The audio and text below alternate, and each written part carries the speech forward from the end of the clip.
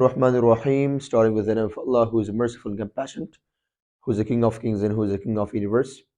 Assalamu alaikum, everyone, and welcome back to my YouTube channel, English SPAG. So, today I brought a new topic for you, that is finite verb and non-finite verb, that many students ask this question in the comment section. That, sir, tell us and explain the difference between and the distinguish between finite verb and non-finite verb. So here you are. First of all, we have to know about the verb, that what is verb. Verb has two functions. One is it shows an action, and the second number is it shows state of being. How state of being and how it shows action. According to grammar, we give a name to this, like one is dynamic verb and the other one is stative verb. Like in dynamic verb, it shows an action, or it shows like the main verb in which we are performing through moving our body parts. We are moving our body parts to perform that action. Okay, so that action, the result of that action, or that action will be called by active verbs or action verbs. Second number is that stative verbs are those actions in which we are not moving our body parts to perform the action. We are not moving our body parts to perform the action. Like he is here, he is here. So here, that is, it functions the main verb, and that is stative verb. If I say I'm speaking here, so speaking is an action that through moving my tongue, lips, okay, I can speak. So without moving our body parts, we cannot perform, or we cannot do dynamic actions. So then, now we're flexing ourselves into finite verb and non-finite verb. Finite verb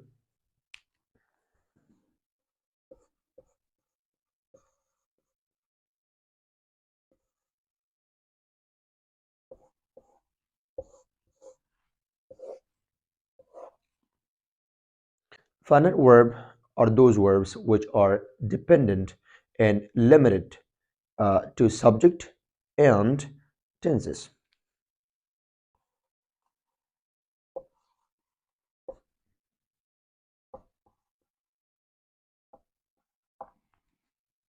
Now, this question will be arise in many minds, that how it will be dependent to tenses and subject. Yeah, let me give you an example. If I change the subject of a sentence and the verb change according to that one, due to that changing of subject, so it means that that verb will be called by finite verb. If I change the tense from simple present tense into simple past tense, or from simple past into perfect tenses or future tense, okay, in that time, that will be changing according to the changing of tenses. So that's why we call that dependent to subject and dependent to tenses. For example, I play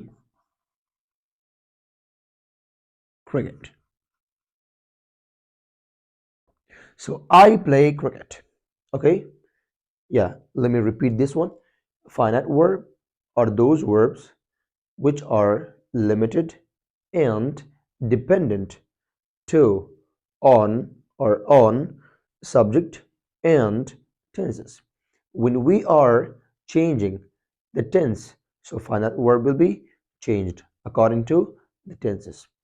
If we are changing the subject, so finite verb will be changing according to the subject. So listen. Now here it is I.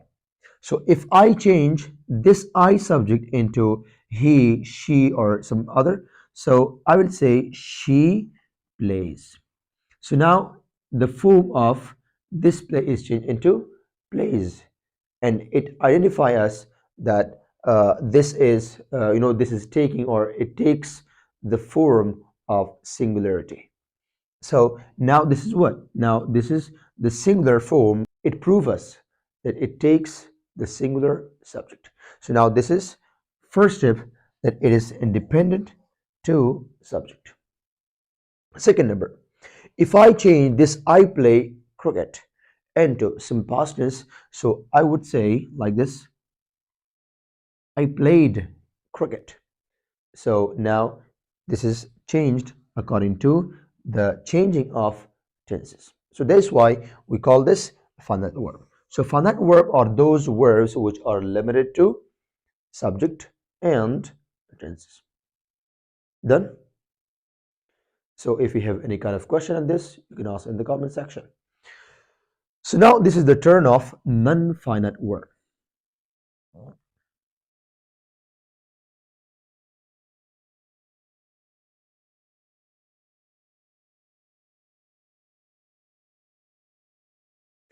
Non-finite verb are those verbs which are not limited to subject and tenses.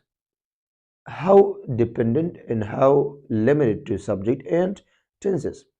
If we change the subject, so non-finite verb will not be changed. If we change the tenses, so non-finite verb will not be changed according to the changing of tenses. Okay, it won't care about the changing of tenses and also changing of subject. So if there is no to plus verb, we can also call this infinitive. If there is no to plus verb, so that will be called by bare infinitive, that we can mostly use after modal auxiliaries. For example, I can play cricket. So now this is play. If we are changing the form of the subject in this, so I will say she can. She can. So there will be no any impactions on this play. Okay. If I change the form of this one into simple past tense, so I would say it should could. There will be no impactions on the play. So that's why this is infinitive. Which infinitive is this? This is bare infinitive, which doesn't have any to or something else. So non-finite verb are those verbs which are not limited to subject and tenses. If the tenses are changing, so it won't be changed. If the subject or subjects are changing, so it won't be changed according to the subject of the tense or the changing of the subject. So another example: I want to play alone. So I want to play alone. Can you tell me, uh, yeah, which one of them is non-finite and finite? Yes. Which one is finite and which one is non-finite? If you have time, you can write in the comment section. Just say A or B. I'll be informed. Yeah, 1, 2, 3, 4, 5. Okay, right. This one is finite and this one is non-finite. Yeah, you're right completely because you listen. So I want to play alone. So this I want to play, if I change this I into she, he, so it will be she wants to play. She wants to play. So it will take S. If I change this into simple past tense, it will be I wanted to play. I wanted to play. So the changing of tenses and the changing of subject will not bring impactions on to play, will not bring changes on to play. I hope that you will be understood. And still, if you are confused, if you are bewildered, you can ask me in the comment section. Inshallah, I'll be there for you. And yeah, it was very interesting topic, and it was very easy too. It was like a piece of cake. So thank you very much for watching English SPG, and subscribe for more videos. Thank you. Assalamu alaikum.